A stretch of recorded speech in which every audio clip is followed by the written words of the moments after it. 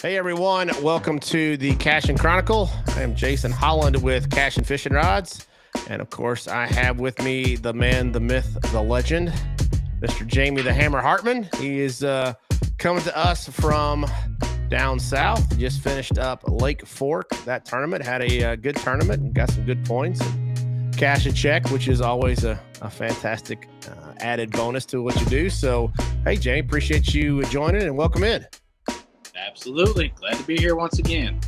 Yeah, it's always good to have you on. So we're going to kind of recap Lake Fork. I came in and had a 30th place finish on the lake. So really turned out great. Of course, we're always looking for, I'm sure from your aspect, higher and more money and higher points and on the scale. But all that being said, man, you had a really good tournament. Had some pretty tough conditions from what I saw.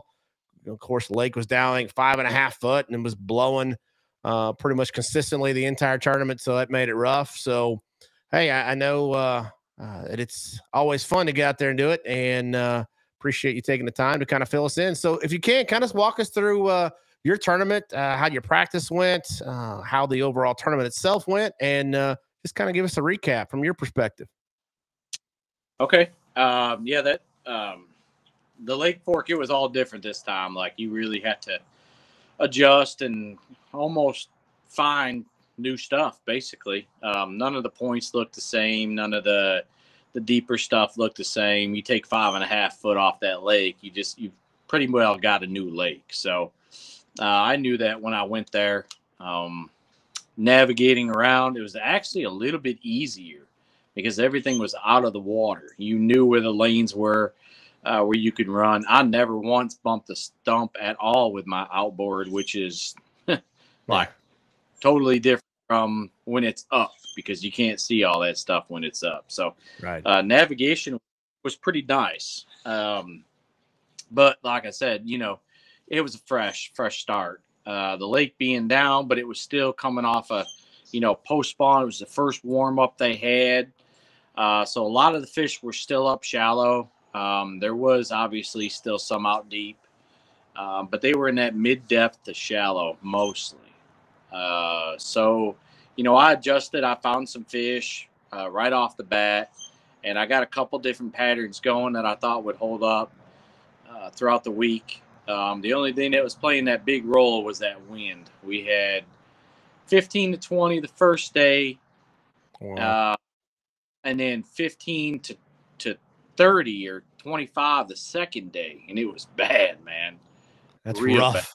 So rough to get around, rough because you got to run the lanes. That's the thing. You can't run right into the wind or with it. You've got to run sideways, and you got to stay in the boat lanes, or else you tear stuff up. So that's where it gets you the worst. But we got around. We made it work. I found myself a little bit of stuff out of the wind to start with, and I was catching them on the Carolina rig and a square bill and a big worm right off the bat.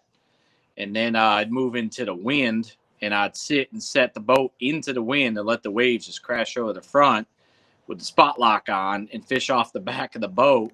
And I was launching the Carolina rig and a square bill. And that's pretty well what I did for the first day. The second day, about the same. And the third day is where it calmed down a little bit, and my starting areas kind of slowed down a bit. And if anybody was watching Bass Track, they seen that my morning was not so good on the third day. Fortunately and unfortunately, it went dead, but it did hold up for the first 2 days, which is the fortunate part. That got me in. I think I was sitting 24th or something going into that cut. So after I realized things weren't going to work the same on the third day, I went and started my other pattern, which was flipping a jig. And I went flipping a jig, and I got my bites that day. I should have had my best bag of the week by far. I just couldn't get executed, put them in the boat. They were doing stupid stuff that day where, I had a big one jump off that I hooked in only 2 foot of water. She went bananas on me, and then she ended up firing the jig back at me. And then three others got wrapped around some of the timber, and another one had jumped off on a square bill. Just one of those days where you just shrug your shoulders, man, and just keep plugging, And then I caught a 4.5 pounder, like 11 minutes to go before I had to be back at the ramp. So that kind of salvaged my deal. But I had a chance to move up on the points pretty good. That's the way it goes sometimes, especially fishing all that timber and whatnot. But it was a fun tournament. I felt confident leaving the takeoff every day that I was going to catch them. It was just trying to get those bigger bites every day. I never got one over 6.5. 6.5 was my biggest bite. That came on day one. So, I lost a crucial fish on day one also. I fought it all the way to the boat on a square bill, and it got hung up about 4 or 5 foot from the boat. I didn't know anything was down there, and it wasn't even wood. Ended up being a big something metal because I stuck my rod trying to get the fish out of it, and I was like, come on, don't do this to me. It was another, 4.5 to 5 pound fish that would have made another difference, but it did something weird on me and got hung up. That's the element you got to deal with at Lake Fork. You get a lot of that, though. And sure. The other anglers had the same issue.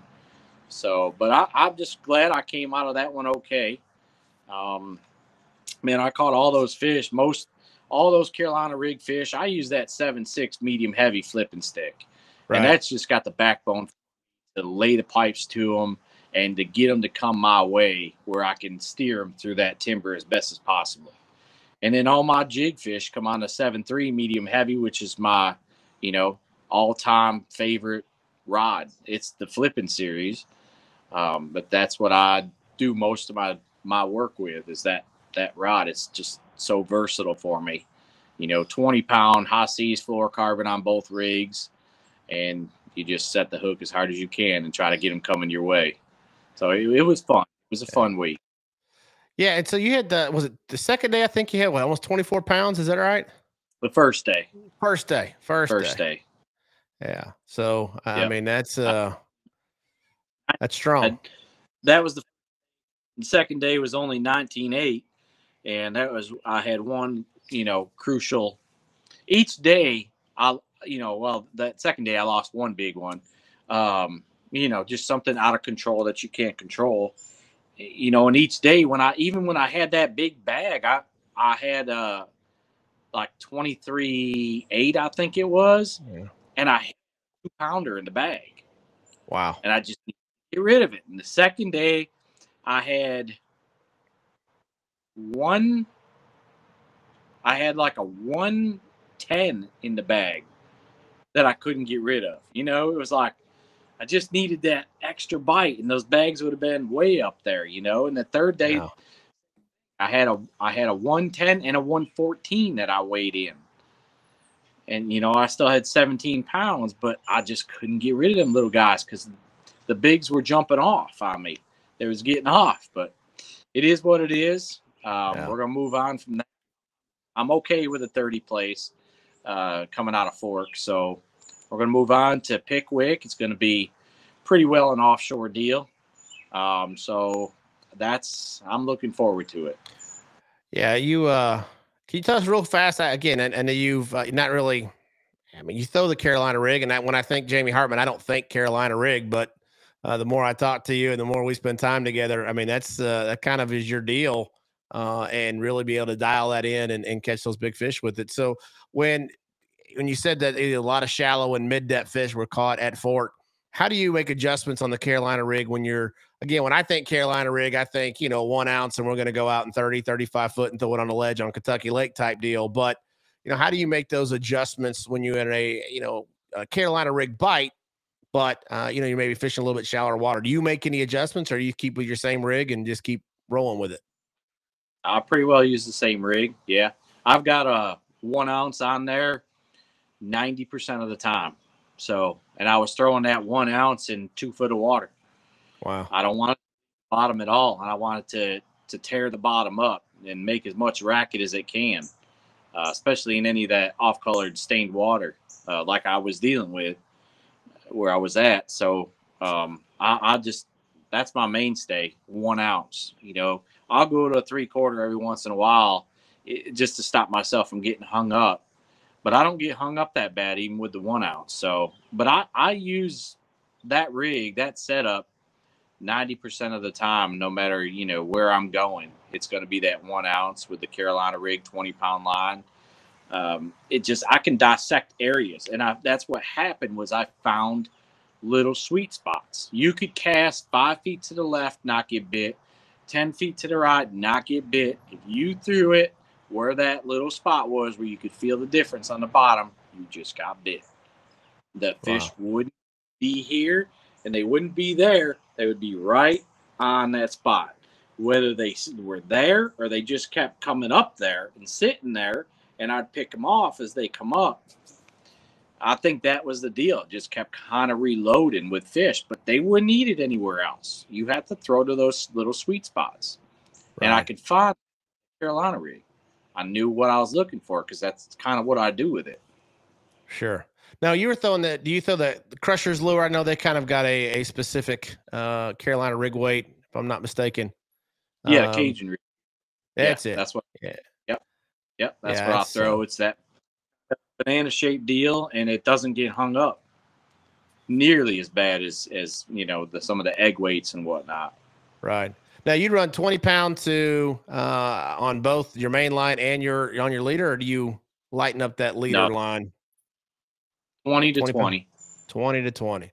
Well, there's a little pro tip there.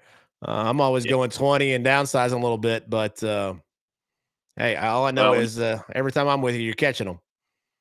Yeah, I mean, when you're bluegill fishing like that, you gotta have, they get a little line. Yeah, well, I understand. I got to quit bluegill fishing, get out there with the big boys. I hear you. Well, it's, again, great finish coming out of Fork, moving into the Pickwick side, offshore bite. Again, with your Carolina rig, you should be able to go out there and I'm sure catch some green ones and some brown ones on Pickwick. I hear it's fishing great, so expect to see some big bags. So it's always exciting. Let's see how it comes out. So, hey, always, thanks for taking time out. I know you're busy. I know you've got a really short period between these two tournaments, so appreciate you carving time out and giving us some tips in the recap of Fork. Appreciate what you do for Cashion, always being a great ambassador for the brand. So, again, hey, congratulations.